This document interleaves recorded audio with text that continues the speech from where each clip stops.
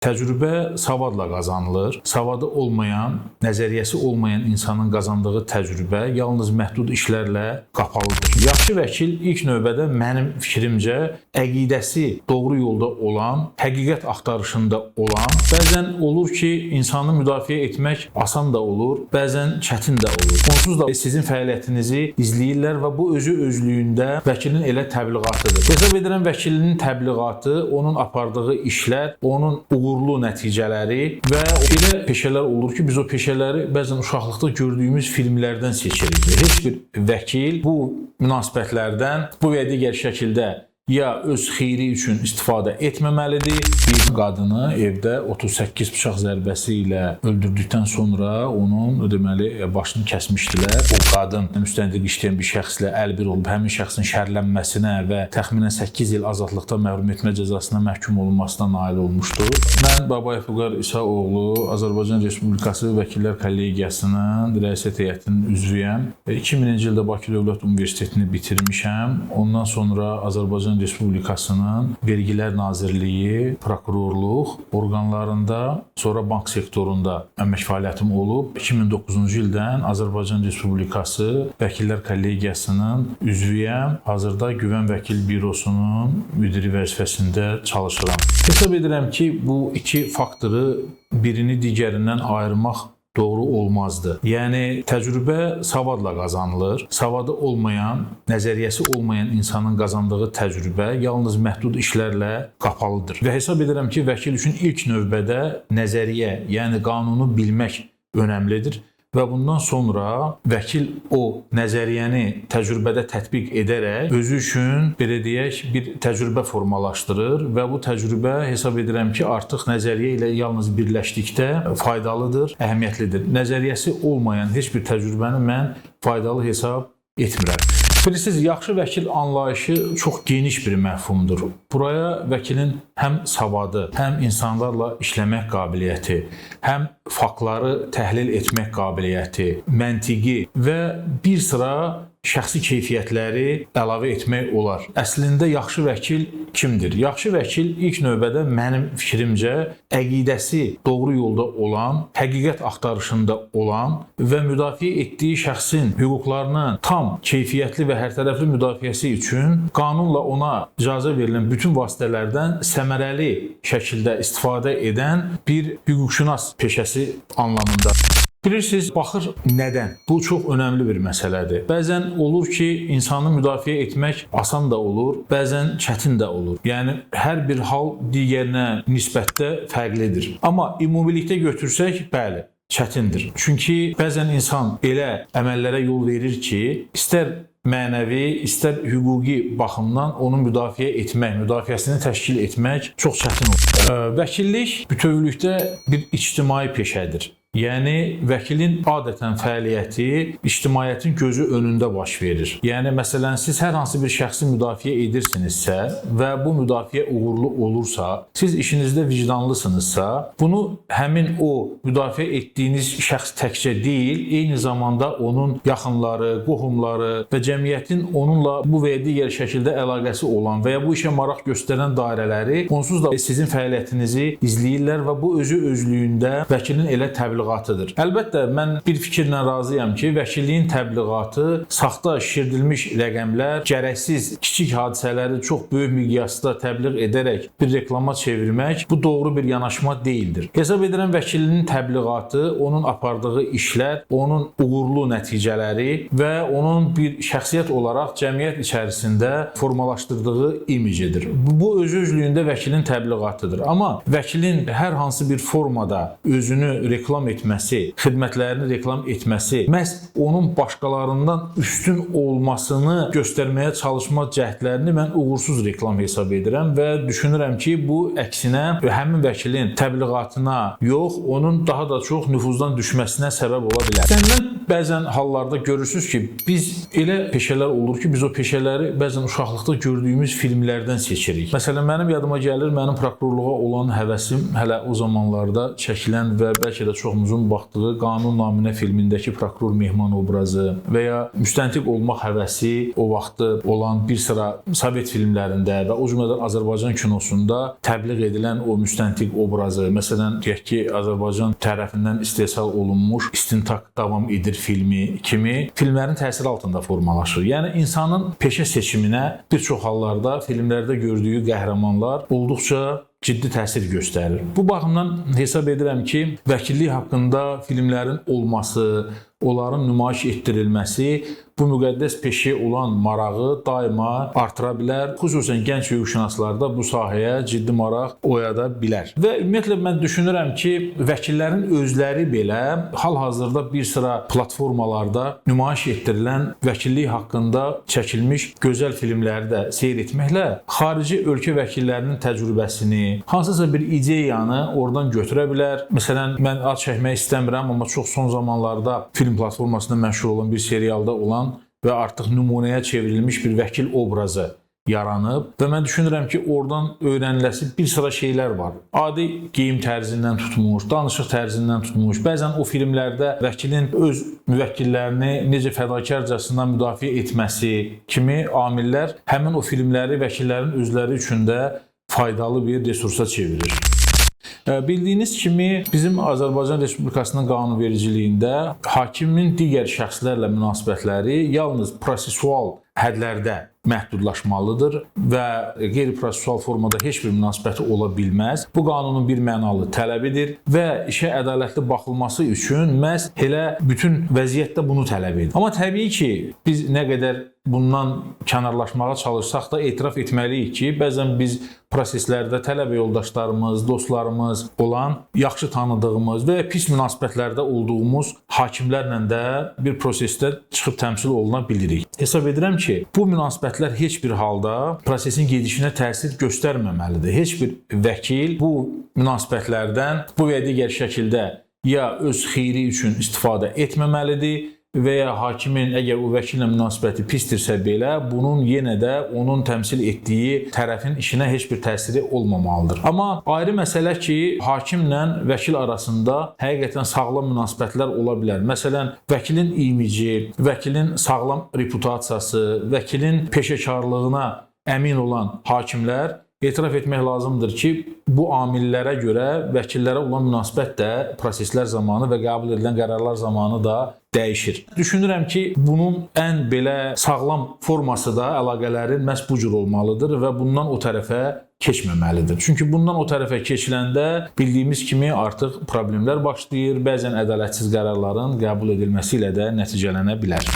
Bildiyimiz kimi biz hüquqi dövlətdə yaşayırıq. Cəmiyyətimiz hüquqi cəmiyyətdir və bir çox dövlətlərlə müqayisədə demək olar ki, Azərbaycan cəmiyyəti əsasən 90%-dən yuxarı savadlı insanlardır. Dünya görüşü olan, yaxşını pisdən ayıra bilən, qanunlara az-çox bələd olan bir toplumdur və hesab edirəm hüquqi cəmiyyətin əsas atributu hüquq müdafiəsidir. Yəni bu hüquqlar varsa və hüquqlar müdafiə olunursa, müdafiə oluna bilirsə, yəni dövlət tərəfindən o hüquqların müdafiəsinə təminat verilirsə, hesab edirəm ki, o cəmiyyətdə mütləq qaydada vəkillərin rolu misilsiz olmalıdır. Yəni, hüquq müdafiəçisi olaraq bildiyimiz kimi peşəkar şəkildə insanları müdafiə etmək Azərbaycan Respublikasının konstitusiyasına görə və vəkillər və vəkillik fəaliyyəti haqqında qanuna görə məhz vəkillərin üzərinə qoyulmuş bir vəzifədir. Bu baxımdan cəmiyyətin hüquqi inkişafı hər zaman cəmiyyətin bütövlükdə inkişafına gətirib çıxardan bir amildir. Məhz onu qeyd etmək lazımdır ki, məhkəmələrdə yaranan təcrübələr, insan hüquqlarının müdafiəsi zamanı rast gəlinən bir sıra məsələlərin həllində bildiyimiz kimi vəkillərimizin bir çoxu təşəbbüs qaydasında, bəzən sosial şəbəkələrdə, kütləvi informasiya vasitələrində məsələlər qaldırırlar və bu məsələlərin tənzimlənməsi üçün hətta bəzən elə olur ki, qanunvericilik təşəbbüsü hüququna malik olan şəxslər tərəfindən qanunvericiliyə məhz bu problemlərin həlli ilə bağlı təkliflər verilir, ayrı-ayrı sahələrdə olan problemlərin düzəldilməsi ilə bağlı işlər görülür. Eyni zamanda vəkillik nədir? Vəkillik cəmiyyətin inkişafında belə bir rolu da var ki, cəmiyyət hüquqları müdafiə müdafiəsinə inanır. Məhz kimin sayəsində inanır? Vəkillərin sayəsində. Çünki onlar vəkillərə müraciət edirlər, vəkillər isə onların hüquqlarının müdafiəsi ilə bağlı işlər başlayırlar. Eyni zamanda bu ona gətirib çıxardır ki, bizim vətəndaşların hər birinin hüquqlarını bəzən biz onlara izah edirik vəkil olaraq, hüquqlarını başa salırıq və onlar artıq belə deyək, o izahat işlərindən sonra, onları başa saldıqdan sonra o problemə yanaşma tərzləri dəyişir. İnsanlar başa düşürlər ki, bir çox hallarda bəzən görürsən, hansısa bir formada, küçədə ya bir başqa yerdə zoraki yolla həll etməyə hazırlaşdıqları bir problemin sən ona hüquqi həlli yolunu göstərirsən və o yolu tutaraq gedir, o problem çözülür. Ortada hansısa bir cinayət faktı törədiləcəksə onun qarşısı alınır və s. Yəni bütün problemlərin hüquqi həllinə inandıra bildiyimiz üçün məhz vəkillik bu baxımdan cəmiyyətin inkişafında özünə məxsus yer tutur. Bundan əlavə bildiyiniz kimi bir sıra görkəmli dövlət xadimləri də məhz vəkillər olublar. Tarixən hələ qədim Roma imperiyasından başlayaraq vəkillər olublar. Yəni vəkillər ictimai xadimlər olduğu üçün hər zaman cəmiyyətin düşüncəsinin dəyişilməsində mühüm rol oynayan insanlardılar. Çünki insanlar vəkillərə hər zaman inanırlar, güvənirlər, onların sözlərinə insanlarda bir inam yaranır. Bilirsiniz ki, vəkillik 2017-ci ildən sonra tamamilə yeni bir mərhələyə qədəm qoyubdur. Bunun haqqında mətbuatda, kütləvi informasiya vasitələrində, belə deyək, tək mətbuatda yox, sosial şəbəkələrdə kifayət qədər geniş açıqlamalar var, müzakirələr var. Bugün Azərbaycan vəkilliyi şəffaf bir qurumdur, cəmiyyətə açıqdır, öz nailiyyətlərini, uğurlarını və hətta problemlərini belə cəmiyyətlə bölüşməkdən çəkinmir. Əgər desək ki, bugün vəkillik həqiqətən müstəqil Azərbaycanın yarandığı dövrdən bu yana və Azərbaycan vəkilliyinin yarandığı dövrdən bu yana, ötən əsrin əvvəllərindən belə deyək, yarandığı dövrdən bu günə qədər mən çəkinmədən deyərəm ki, Azərbaycan vəkilliyi həqiqətən bu günləri özünün pik həddini yaşayır, zirvəsini yaşayır. Ancaq əlbəttə ki, bu son hədd deyil. Azərbaycan Respublikasının Vəkillər Kollegiyası hörmətli Rəissiyyət Heyətinin sədri cənab Anar Bağırovun rəhbərliyi ilə daha yeni hədəflər müəyyən edir, daha yeni çağırışlar açıqdır, inkişafdadır. Vəkillər Kollegiyasının davamlı inkişaf prosesi heç vaxt bitməyəcəkdir. Bunu bizim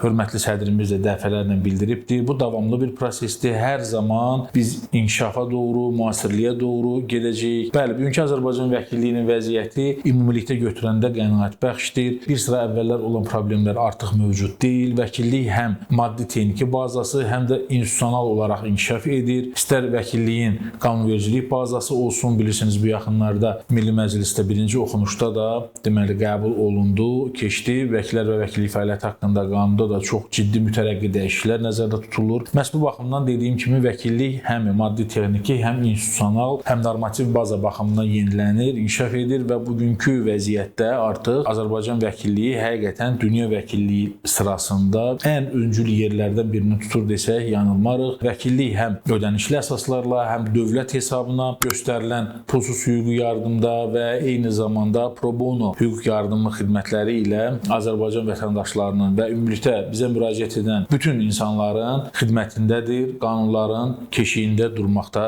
əzmlə davam edir.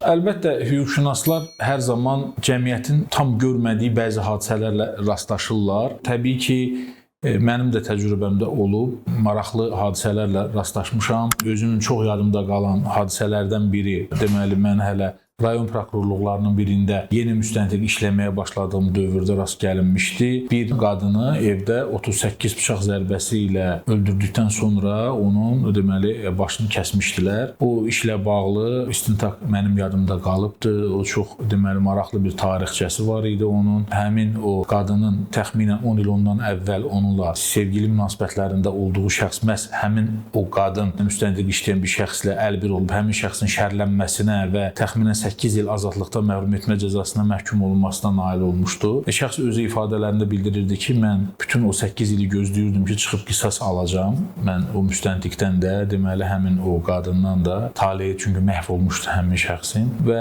çıxana yaxın məlum olmuşdu ki, həmin o qadın da əlbir olaraq onun şərlənərək həbsə atılmasına nail olan müstəntiq eyni bir əməli başqasına etmiş, lakin iş alınmamışdır və intihar edərək özünü öldürmüşdür. Çox qəribədir ki, həmin o intihar hadisəsini də mən araşdırmışdım. Ondan elə bu hadisədən bir müddət əvvəl, ona görə o işin detallarını da mən yaxşı bilirdim və çıxdıqdan sonra qisas almaq niyyəti ilə həmin o xanımı da evində qətlə yetirmişdi. Hadisənin özü niyə bizə belə maraqlıdır? Biz ilk dəqiqədən evdə olan qızıl zinət əşyalarının və evdə olan bütün o bir sıra dəyərli sənədlər var idi. Onların heç birinə toxunulmadığını gördükdə artıq ilkin bizdə qənaət yaranmışdı ki, qeyd edilən hadisənin motivləri qisas motivlidir, şəxsi xarakter daşıyır, tamah niyyəti olmamışdır. Və yalnız bundan bu yola davam edərək biz sonralar texniki vasitələrlə müəyyən etdik ora gələn şəxsin həmin o adam olduğunu, çox uzun bir müddət davam etdi onun istintaqı açılması və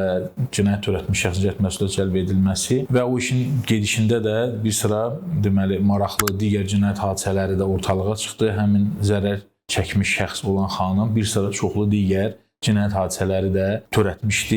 Bu müddət ərzində və istintaqın gedişində onun evdə saxladığı video, foto materiallarla öz törətdiyi əməlləri arxivləşdirmişdi, saxlamışdı. Həm şantajla məşğul idi, həm bir sıra başqa şəxslərin qanunsuz sahibkarlıq fəaliyyəti olub, sonra müxtəlif oğurluqların, quldurluq hadisələrinin törədilməsində də iştirakçı olmuşdu. Məhz onun izi ilə bir sıra çoxlu sayda bağlı cinayət işləri açıldı. Bir sıra digər şəxslər və o cümlədən də hüquq-mühafizə orqanlarının əməkdaşları, onunla əlbir olan, həmin vaxtda fəaliyyət göstərən şəxslərin də, məsələn, orada var idi radioaktiv materialların ticarəti, dövriyyəsi, qanunsuz narkotik vasitələrin dövriyyəsi ilə bağlı da çox sayda cinayət hadisələrinin üstü açılmış, zərər çəkmiş şəxsin evdə saxladığı məhz o arxiv qeydlər nəticəsində. Vəkillik dövründə hadisələr maraqlı müdafiə etdiyim şəxslər çox olub. Bunların içərisində keçmiş nazir və çox böyük iş adamlarının müdafiəçisi olmuşam. Bunlar xüsusi maraqlı məsələlərdir. Bilirsiniz, orada işin həcminin böyüklüyü, işdə keçən şəxslərin sayının çoxluğu, işin mürəkkəbliyi, yəni insanda belə deyək bir peşəkar maraq oyadır həmin işlərə. Çünki mürəkkəb kateqoriyalı işlərdir. Orada açıq etiraf etmək lazımdır ki, belə deyək, daha çox səy göstərməli olursan. Çünki dövlətin ən ali istintaq qurumları ilə üz-üzə olduğuna görə təbii sənə o mənəvi baskı da çox olur, çətinlik də çox olur və bəzən ictimaiyyətin mövqeyi həmin şəxslərə bir mənalı olmadığına görə bu baxımdan həmin anlarda işlər sənə daha maraqlı gəlir. Bəraət alınan işlərin sayı çox olub. Məsələn, xüsusən qəsdən adam öldürməyə cəhdlə bağlı olan məşhur bir kriminal avtoritetin işi ilə bağlı bəraət alınmasına nail olunmuşdu. O uzun illər əvvəl törədilmiş bir cinayətin təşkilində ittiham olunurdu. Amma ona baxmayaraq ki, işlə bağlı çox ciddi təzyiqlər də olurdu. Yəni onu ittiham etməyə çalışırdılar, amma biz ona nail ola bildik ki, həmin şəxsin barəsində bəraət hökmü çıxarıldı və apellyasiya və ali məhkəmə tərəfindən də qüvvəsində saxlanıldı. Ümumən maraqsız işlər demək olmaz. Hər biri öz-özlüyündə maraqlıdır. Çünki hər biri öz-özlüyündə insan taleyidir, insanların həyatı ilə bağlı bir məsələdir. Məhz bu baxımdan hesab edirəm ki, vəkillik özü maraqlı bir peşədir. Yəni özü-özlüyündə hər bir yeni iş maraqlı, yeni tanışlıqlar, insanlarla ünsiyyət, yeni bir problem və onun həlli yollarının axtarışları yaradıcı peşədir. Yəni o baxımdan demək olar ki, işlərimizin çoxu bizə maraqlı gəlir. Gənc vəkillərə mən bunu tövsiyə eləyərəm ki, necə başlasanız o cürə də davam edəcəksiniz. Siz təbii ki, müxtəlif imtahanlardan keçərək artıq sübut etmiş şəxslərsiniz. Ancaq peşə vərdişləri peşə ilə məşğul olduqda yaranır. Mən düşünürəm ki, peşə vərdişlərini insan öyrənə bilər. Amma İnsanda olan bir sıra xüsusiyyətlər var ki, sən o peşəyə başlayanda o peşənin fəlsəfəsinə uyğun olaraq məhz onları özünə rəhbər tutmalısan. Mən düşünürəm bunun ilk birinci şərti vicdandır. İnsan vicdanlı olmalıdır, ədalətli olmalıdır. Yəni daxilində ədalətli olmaq deyərkən bir misal haşiyə çıxın, bəzən onu yanlış anlayırlar. Bəzən bir proseslərdə çıxış edəndə hansısa bir təqsirləndirilən şəxsin hüquqlarını müdafiə edəndə ki, biz şəxsi yox, şəxsin hüquqlarını müdafiə edirik, şəxsin əməlini yox, daha doğrusu şəxsin hüquqlarını müdafiə edirik. Bu bizim vəzifəmizdir. Bizə deyirlər ki, ədalətli olun, amma biz ədalətli yox, ədalətli hakim olmalıdır. Biz təmsil etdiyimiz şəxsi münasibətdə vicdanlı və ədalətli olmalıyıq. Yəni, vəkillərimiz vicdanlı olmalıdır, əqidələrini, hansı peşəyə gəldiklərini bilməlidirlər, anda sadiq qalmalıdırlar, o andda göstərilən bütün məsələləri hamısını yerinə yetirməlidirlər. Ona hərfiyyən riayət etməlidirlər. Təvazökar olmalıdırlar. İnsan nə qədər təvazökar olarsa, insan nə qədər ədalətli olarsa, insan nə qədər vicdanlı olarsa, cəmiyyət onu inanın o qədər də sevəcək, qəbul edəcək və heç bir zaman bu yolu dəyişməsinlər. Üstəgəl hər zaman peşə hazırlığı da önəmlidir. Savadını artırmalıdır. Peşə hazırlığı ilə məşğul olmalıdır. Bilirsiniz, cəmiyyətimiz çox sürətlə inkişaf eləyir və ümumiyyətlə dünya sürətlə inkişaf eləyir. Məhz bu baxımdan sürəti ayaq uydurmaq lazımdır. Professional olmaq lazımdır ki, siz qarşınızda olan şəxsə layiqli hüquqi yardım göstərəsiniz və vəkilliyin adını uca tuta biləsiniz. Məhz bu cürə keyfiyyətlərə sahib olan şəxslər görürsən, bəzən savadlı vəkildir, savadlıdır, həqiqətən savadı var, amma doğru əqidəsi yoxdur. Yəni bu insanın məqsədi doğru deyil. İnanın mənə, o addımların sonu yoxdur. O addımların sonu çox acınacaqlı bitir, xoşa gəlməz şəkildə bitir. Ona görə mənim tövsiyəm odur ki, vicdanlı olsunlar, peşələrinə sadiq olsunlar, vəkil andına riayət etsinlər, hər zaman vəkil adını uca tutsunlar ki, vəkil adı da onları ucaltsın hər zaman.